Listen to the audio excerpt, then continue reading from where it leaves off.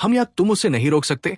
अर्जुन अपने घुटनों को मलते हुए कुछ विचार करने का नाटक करने लगा और फिर कुछ पलों बाद उठकर खड़ा हो गया। उसने अपनी बेल्ट पर छुपी वो रिवॉल्वर निकाली और तब तो तुम मेरे किसी काम के नहीं। कह दूंगा कि तुम्हारी लाश किसी नाले से बरामद हुई। Good bye Shashank Chaudhary. वो ट्रिगर दबाने लगा था कि वहां शशांक जोर से चीख उठा, नहीं, रुको। शशांक जानता है कि अर्जुन उसे मारकर आराम से ठिकाने लगा सकता है। चेहरे की त्वचा दर्द के भावी एहसास से ही थर्रा रही थी। उसकी आंखें बुरी तरह मिची हुई थी। रुको, प्लीज। अर्जुन ने रिवॉल्वर वापस रखी। उसे पता था कि दूसरों को मौत बांटने वाले अक्सर अपनी मौत से बुरी तरह डरते हैं। उन्होंने मौत के दर्द और एहसास को ज्यादा करीब से जो देखा होता है। यार, प्यार से ही मान जाया करो ना। अर्जुन ने उसका दायां गाल थपथपाया। रिवॉल्वर वापस रखते हुए वो फिर से उसी स्टूल पर बैठ गया। तो क्या है चंद्रिका? उसने ठंडे स्वर में शशांक के चेहरे के पास फुसफुसाया। वो यहां की रानी थी, ये तो तुम्हें पता ही है। शशांक ने उसे बताना शुरू किया। लेकिन उससे पहले वो हमारी माई की बेटी थी। हमारे पूर्वजों का वो जंगली कबीला, उसकी मुखिया हमेशा एक औरत होती थी। यानी चंद्रिका तुम्हारी मुखिया की बेटी थी। शशांक ने हाँ में सिर हिलाया। हमारा कबीला महिला प्रधान था और औरतों को मर्दों से उत्तम मानता था। आदमी केवल अनुसंधान वगैरह करते, जड़ी बूटियां और उनका इस्तेमाल ढूंढते, लेकिन औरतें घर और समाज सबके लिए जिम्मेदार थी। परिवार हो या कबीला, औरतों की राय पर ही चलता था। अर्जुन की ओर देखते हुए, मैंने सुना है, I am not sure, but महिला मुखिया कभी शादी नहीं करती थी, लेकिन जब भी उसे लगता कि उसे कबीले को नया उत्तराधिकारी देना चाहिए तो वो घने जंगलों के बीच कहीं चली जाती। कहा? अर्जुन ने पूछा। यह हमेशा से ही रहस्य था जो मुखिया मां केवल अपनी बेटी को ही बताती थी। साथ ही वो उसे ये बताती कि किस तरह उस शक्ति का आह्वान करेगी। वो मंत्र और कर्मकांड भी केवल भावी मुखिया युवती ही जानती थी। कहते हैं कि मुखिया से केवल एक ही बार संतान होती थी, और वह भी केवल बेटी। अर्जुन उसकी बात को फिलहाल मानने या ना मानने की हालत में नहीं था, लेकिन उसकी दिलचस्पी इसमें बढ़ रही थी। वो कैसी शक्ति का आह्वान करती थी? उसके चेहरे पर छाई दिलचस्पी देखकर शशांक का चेहरा कुछ उखड़ सा गया, मानो इस बारे में वो बात ही ना करना चाहता हो, लेकिन मजबूरी के चलते बात कर रहा हो। हमारे पूर्वजों की माने तो जंगल की अपनी एक आत्मा होती है, एक किस्म की पराशक्ति।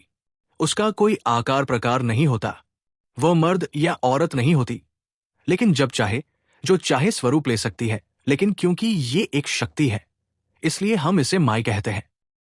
इसीलिए तुम चंद्रिका को भी माई कहते हो? शशांक ने अनमने से हाँ में सिर हिलाया। हालांकि मुझे ये पसंद नहीं है। मुखिया औरत जंगल में कहीं जाकर उसकी ताकत का आह्वान करती, और वही ताकत उसे गर्भवती करती थी। तुम उसे मुखिया के बच्चे का पिता या कुछ उलझते हुए कुछ भी कह सकते हो। तो चंद्रिका इंसान की संतान नहीं थी? अर्जुन की भौहें सिकुड़ गई। शशांक का सिर धीरे से नामे हिला। केवल इंसान की नहीं, उसकी अपनी मां की तरह वो भी पूरी तरह इंसान नहीं थी। मतलब शरीर तो इंसान का ही होता, लेकिन हां, उसकी आत्मा वो इंसानी नहीं थी। उसकी सोच और भावनाएं पूरी तरह प्राकृतिक थी। मासूम, खूबसूरत, लेकिन साथ ही खतरनाक भी। मुखिया बनने के लिए उस लड़की को ध्यान और कई तरह की विघाएं सीखनी पड़ती थी, जिससे वो आगे चलकर प्रकृति को अपने अनुसार इस्तेमाल कर सके। यानी नेचर पर कंट्रोल। अर्जुन के कान उसकी बात पर ठंडे से हो गए। उसने अपने दिमाग में उस बूढ़े लाइब्रेरियन की कही हर बात दोहराई और लेकिन उसे तो मार दिया गया था ना। अगर इतनी खास थी तुम्हारी चंद्रिका माई, तो ऐसे आसानी से कैसे मारी जा सकती है? शशांक उस पर यूं मुस्कुराया, मानो किसी बच्चे की बचकानी हरकत पर मुस्कुरा रहा हो। उसकी ताकतें उसकी रूह में थी, उसके शरीर में नहीं। चंद्रिका को जंगल से राजा वत्स के सैनिक उठा ले गए थे। उस वक्त तक तो उसे अपने अस्तित्व के बारे में कुछ पता तक नहीं था। उस समय तक तो वो खुद को एक आम लड़की ही समझती थी। एक अल्पविराम लेकर एक आम लड़की, जिसे किसी आम इंसान से प्यार हो सकता था। अचानक अर्जुन को कुछ याद आया। और किसी सैनिक से प्यार भी हो गया था उसे। क्या इसी वजह से उसे मारा गया था? वो उसके सामने कुछ झुक कर बैठा। सैनिक नहीं, सेनापति, सेनापति मानवेक। उसने आवाज को उच्च करते हुए कहा। चंद्रिका एक जंगली लड़की थी। उसने जंगल से बाहर की दुनिया पहली बार देखी थी, तो राजमहल और वहां के कायदे कानून भी उसके लिए नए ही रहे होंगे। जंगली कबीले से अलग साफ सुथरे लोग देखे तो हो सकता है कि किसी का आकर्षण भी हो गया हो उसे, लेकिन उसे उसके प्यार के लिए ही मार दिया गया।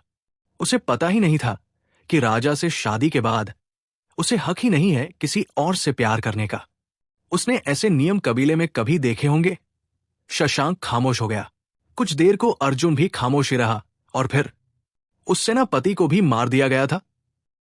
शशांक ने हामी भरी। राजा के सैनिकों ने तलवारों से टुकड़े कर दिए थे उसके। सुनकर अर्जुन के दिमाग में अचानक बिना वजह कुछ दृश्य उभरे जो उसने समर्थ के घर की छत पर उस रात देखे थे। उसे अपने ही बदन पर उन जख्मों का दर्द भी महसूस हुआ था। शायद उसे वो एहसास जानबूझकर कराया गया था। मैंने अपने दाजू से सुना था कि चंद्रिका उसे कुमार कहा करती थी, उसका राजकुमार। क्या? अर्जुन इस बार वाकई चौंक गया था। कुमार। बुदबुदाते हुए वो उठकर इस कमरे के एक तरफ चला गया। वो तो इस वक्त भी उस मीठी प्यार भरी आवाज में कुमार शब्द सुन सकता है। अगर वो चंद्रिका थी और सच में उसका सामना चंद्रिका की रूह से हुआ था, तो फिर ये भी सच ही होगा कि उसने अर्जुन को कुमार कहकर पुकारा था। लेकिन क्यों? वहां शशांक को अर्जुन का यूं बुरी तरह चौंक जाना चौंका गया। क्या उसे वर्दी वालों से कोई खास चिढ़ भी है? अर्जुन ने बिना उसकी तरफ देखे ही सवाल किया। हां, वर्दीधारी हो या कोई भी सुरक्षाकर्मी जो इसी तरह का काम करता हो। शशांक ने फिर बिना दिलचस्पी ये बात पूरी कर दी। इसलिए क्योंकि उसके कुमार को सैनिकों ने मार दिया था? अपना दिमाग लगाकर बताओ तो। हां, शशांक ने किसी तरह खींचतान कर खुद को अर्जुन की तरफ मोड़ा। देखो, जो कुछ मैंने बताया है वो सब मैंने भी केवल सुना ही है। चंद्रदेव कुल में ये कहानियां सुनना आम बात है। हमें बचपन से ही ये कहानियां सुनने को मिलती है। कुछ सोचकर उसके चेहरे पर फिर एक कड़वाहट आ गई। इस कहानी और उस चंद्रिका के अलावा चंद्रदेव कुल के पास बचा ही क्या है अपनी पीढ़ियों को देने के लिए? उसने कहा, उस प्रेतनी के मन के विचार या गुस्सा, उसका हम केवल अंदाजा ही लगा सकते हैं। अर्जुन ने विचार किया तो उसे याद आया कि विवान को भी तो वो समर्थ के पहरे पर ही बैठा कर गए थे उस रात। लेकिन फिर समर्थ को क्यों? उसने फिर गहराई से सोचा तो पाया कि चंद्रिका ने अब तक केवल विवान की हत्या की है। समर्थ ने खुद ही अपनी जान देने की कोशिश की और उस पर भी तो किसी तरह का हमला आज तक नहीं हुआ। उसका अपार्टमेंट की छत से लटक जाना तो केवल एक दुर्घटना ही थी। वो बेचैन हो उठा क्योंकि एक लंबे वक्त की मायूसी के बाद उसके अंतर में एक उम्मीद जगने लगी है। वो पलटकर शशांक पर लपका। देखो, मुझे लगता है कि वो इतनी खतरनाक भी नहीं है। कोई तो तरीका होगा जो उसे रोक सके, और तुम्हें जिंदा छोड़ देने की कोई वजह तो नहीं है मेरे पास, लेकिन हां, इतना कह सकता हूं कि अगर तुम हमें इस मुसीबत से निकलने में मदद करो तो। वो अचानक से अटक सा गया। तो क्या इंस्पेक्टर अर्जुन राजपूत? शशांक उसके चेहरे पर तकते हुए व्यंग्यपूर्ण ढंग से मुस्कुराया। तुम कुछ नहीं कर सकते। मैं जानता हूं कि तुम मुझे नहीं जाने दोगे। मैं जानता हूं कि तुम मुझे इसी वक्त मार देना चाहते हो। तो फिर क्यों मेरी मदद कर रहे हो? अर्जुन सीधा खड़ा हो गया। और कोई ऑप्शन छोड़ा है तुमने मेरे पास? एक थकी सी मुस्कुराहट में उसके होंठ तिरछे हो गए। वैसे एक कारण और है। अर्जुन उसके अगले शब्दों का इंतजार कर रहा था। व्यक्तिगत रूप से इस चंद्रिका का कोई इलाज मैं खुद भी चाहता हूं। मैं ही नहीं बल्कि चंद्रदेव कुल के कई सदस्य ऐसे हैं जो अब इस बला से मुक्ति चाहते हैं। क्यों? उसने अर्जुन की तरफ प्रश्न भाव से देखा। क्या तुम जीना चाहोगे ऐसी जिंदगी? चंद्रिका माई के रहस्य के चलते चंद्रदेव कुल के लोगों को भी अपनी जिंदगी रहस्यमय ढंग से गुजारनी पड़ती है। हम केवल अपने ही कुल के किसी से शादी कर सकते हैं। किसी बाहरी इंसान से दोस्ती नहीं, प्यार नहीं। हमारी कोई पहचान नहीं है, अपनी कोई जिंदगी नहीं है, अपनी कोई पसंद नहीं है, आज शहरों में होकर भी जंगलियों की तरह जिंदगी जी रहे हैं, उस चंद्रिका की वजह से। उसके चेहरे पर अर्जुन को एक सहज कड़वाहट दिख रही थी, जो कह रही थी कि ये बात वो दिल से कह रहा है। कुछ देर चुप रहने के बाद उसने अर्जुन की ओर देखा। वैसे एक बात मेरी समझ में नहीं आई, तुम्हें क्यों उसने अपने अतीत का आभास कराया होगा? इस सवाल का जवाब अर्जुन को पता होता तो वो यहां इस आदमी के साथ बकवास ही क्यों कर रहा होता? शशांक, ठीक से सोचकर बताओ, क्या वाकई उसे रोकने का कोई तरीका नहीं? शशांक उसके चेहरे को पढ़ते हुए बस खामोश रहा। वो समझ पा रहा था कि अर्जुन चंद्रिका के बारे में जानकारियां पहले से ही जमा कर रहा होगा। वो इस मामले में आजकल में नहीं पड़ा है। तुम्हारी डायरी में वो तारीखें क्यों हैं? अर्जुन ने उसे वो सारी तारीखें गिना दी जिनमें इस शहर में हादसे हुए थे। वो सारी तारीखें शशांक ने अपनी डायरी में क्रम से लिखी हुई थी। इन तारीखों में कोई ग्रहण वगैरह भी नहीं थे, उसने सोचते हुए कहा। ये ग्रहण की रातों में केवल कहानियों में हत्याएं होती हैं, इंस्पेक्टर अर्जुन। लेकिन फिलहाल तुम एक वास्तविक हैवान का सामना कर रहे हो। कत्ल होने के बाद मैं उन तारीखों को नोट करता था, उसका पैटर्न समझने के लिए। शशांक ने ठंडे स्वर में कहा। सुना है कि पिछली बार जब वो लौटी थी तो 7 दिनों में एक अकाल मौत होती थी, लेकिन इस बार पैटर्न अलग है। अर्जुन अब और ज्यादा बेचैन हो उठा। क्या वो एक के बाद एक अपने दोस्तों को यूं मरते हुए देखता रहेगा? ये 4 दोस्त ही तो थे जिन्होंने उसे हमेशा सहारा दिया, उसका परिवार बने, और उनकी बदौलत ही तो अर्जुन को कभी महसूस नहीं हुआ कि कितना तन्हा था वह अपने चाचा चाची के परिवार के बीच। और इस दर्द के साथ वो जिएगा कैसे? और उनके बाद भी क्या जरूरी है कि चंद्रिका रुकी जाएगी? वो फिर से शशांक के करीब जाकर बैठा। तुम मुझे मेरी समस्या याद न दिलाओ, सिर्फ समाधान बताओ इसका। इस बार वो फिर सख्त था। देखो, मैं इस मुसीबत के बारे में ज्यादा नहीं जानता। मैं उस कुल का बागी लड़का हूं जो एक आम जिंदगी जीने के लिए वहां से भाग गया। कई सालों तक मैंने खुद को छुपा कर रखा, लेकिन फिर भी उन लोगों ने मुझे ढूंढ ही लिया। मुझसे ज्यादा तुम्हारी मदद आर्यन या दाजू कर सकते हैं। तो कहां मिलेंगे ये लोग? मैं नहीं जानता। उसकी आंखें चुराकर बोलने से अर्जुन को उस पर और शक हो गया। अच्छा, तो चलो तुम्हारे माता पिता के बारे में ही बताओ। वो कहां मिलेंगे? अर्जुन ने बड़े आराम से दूसरा सवाल कर दिया। मैं उन्हीं से पूछ लूंगा। वो मर चुके हैं। तुम्हारा कोई रिश्तेदार तो होगा दुनिया में। 10वीं में फेल होने के बाद मैं घर से भाग गया था, और फिर उन्होंने तुम्हें ढूंढ लिया, तो कहीं तो ले गए होंगे। उनका कोई ठिकाना पता है? मैं नहीं जानता। अर्जुन को जैसे उसका जवाब पता ही था, क्योंकि घूंसा इतनी तेजी से पड़ा था शशांक के चेहरे पर। जवाब निकला नहीं कि घूंसा जबड़े पर था।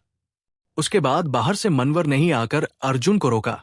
तब शशांक को सांस लेने का मौका मिला, वरना अर्जुन आज उसकी आखिरी सांस तक उसे पीटने को आतुर था। शशांक कमरे की एक दीवार पर सिर टकराने से कुछ देर को जैसे बेहोश सा हो गया था। मनवर ने उसके चेहरे पर पानी मारा तो वो अपने आप में लौटा। ठीक 5 मिनट बाद। तेरे ये चुटकुले सुनने के लिए नहीं आता हूं मैं यहां, समझा? और नहीं तू कोई महान विभूति है कि जहान भर का खतरा उठाकर तुझे यहां मेहमान बनाकर रखूं। अर्जुन ने मनवर को कमरे से बाहर धक्का सा दिया और वापस शशांक की तरफ पलटा। दोबारा पूछूंगा नहीं। अपना रिकॉर्डर ऑन कर। उसने अपनी सांसें संभाली और कहा है आर्यन चंद्रदेव? मैं सच कह रहा हूं कि मैं नहीं जानता। वो खुद मुझ तक पहुंचते हैं जब उन्हें मेरी जरूरत होती है। बोलता रह। कहते हुए अर्जुन ने तसल्ली से एक सिगरेट सुलगा ली। माई को शांत रखने के लिए उसने आंखें बंद कर चेहरा एक तरफ कर लिया, मानो वह ये बिल्कुल भी बताना नहीं चाहता था। जब भी उन्हें खून, मांस, बलि देने या पुतला बनाने की जरूरत होती है तो वो मुझसे संपर्क करते हैं। कैसा पुतला? लकड़ी, मांस और इंसानी अंगों से बना पुतला। उसकी जरूरत माई के आह्वान के समय पड़ती है। वो माई का प्रतीक होता है, उसमें समाकर हमसे संवाद करती है। या फिर आर्यन मुझे तब याद करता है जब उन्हें माई को शांत रखने के लिए किसी इंसान की ही बलि देनी पड़ती है। क्यों नारियल या जानवरों की बलि से खुश नहीं होती तुम्हारी माई? शशांक का सिर न में हिला। हमसे ज्यादा प्यारे माई को जंगल और जंगली जानवर है। मारना छोड़ो, हमें तो उल्टा उनकी रक्षा करनी होती थी। हम जानवरों को मारने का सोच भी नहीं सकते। हमारे लिए वो हमारे ही समाज, हमारे ही परिवार का हिस्सा है। इसीलिए हमें इंसानी अंगों या बलि की जरूरत पड़ती है। तो इंसान तुम्हारे लिए गैर है? यह सवाल अर्जुन ने बहुत गहराई से पूछा था। शशांक का सिर एक बार फिर न में हिला। हमेशा से गैर ही थे हमारे लिए इंसान। अर्जुन के चेहरे की तरफ देखते हुए, या फिर कह सकते हैं कि शहरी इंसान। ओके, अर्जुन ने हाँ में 2 बार सिर हिलाया। और तो अगर तुम्हारे कुल वाले अब भी शक्ति को मानते हैं, उसे शांत रखते हैं, तो वो क्यों उत्पात मचाएगी? या फिर ये सब तेरी ही करनी है और नाम तू माई का ले रहा है? नहीं, ये वही कर रही है। वो शांत नहीं है, कम से कम चंद्रिका की मौत के बाद से तो नहीं। शशांक विकल होकर बोला। समझो इस चीज को अर्जुन, माई की हम पूजा करते थे, लेकिन उसका आह्वान नहीं करते थे। यदि उसे बुलाया जाएगा तो फिर अपनी शर्तों पर ही वापस जाएगी। हमारे पूर्वज में से किसी ने माई का आह्वान किया था, ताकि वह चंद्रिका की मौत और कुल के नाश का बदला ले सके।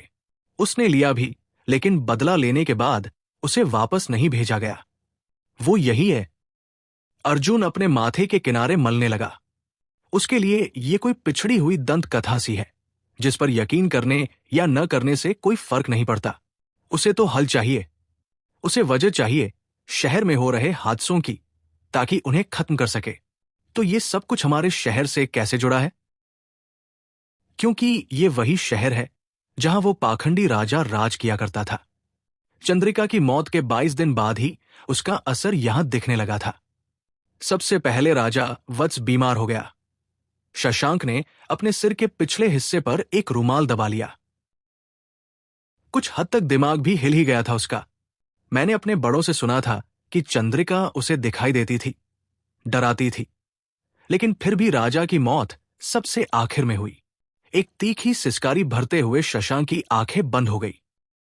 राजा ने अपने बीवी बच्चे, पूरा परिवार, अपने राज्य को अपने सामने खत्म होते देखा। वो सालों तक बीमार रहा। आखिरी वक्त में उसकी हड्डियों से खाल ऐसे उतरने लगी थी, मानो कोई बूढ़ा पेड़ छाल छोड़ रहा हो। कहते हुए उसके चेहरे पर कड़वाहट आ गई। उसकी हड्डियां दिखती थी, उसकी अंदरूनी मांसपेशियां, नसें सब दिखाई देती थी। वो जीते जी सड़ रहा था। लोग दूर से ही उसे देखकर भाग जाते। फिर अर्जुन इस कल्पना में कुछ सहम सा गया। राजा सड़कों पर पागलों सा फिरा करता था। उसका राज्य तो उसके महामंत्री और सेनापति ने पहले ही हड़प लिया था। उसने किसी कसाई को अपनी बचाई हुई सोने की मोहरें दी और विनती की कि उसकी गर्दन काट दे। कहते हुए शशांक ने वो रुमाल आंखों के सामने किया तो उसकी पुतलियां फैल गई। उसके सिर से काफी खून बह रहा है। मामूली सी चोट है, ज्यादा ध्यान मत दे, आगे बोल। शशांक को अर्जुन की लापरवाही बुरी तो लगी, लेकिन कर भी क्या सकता था?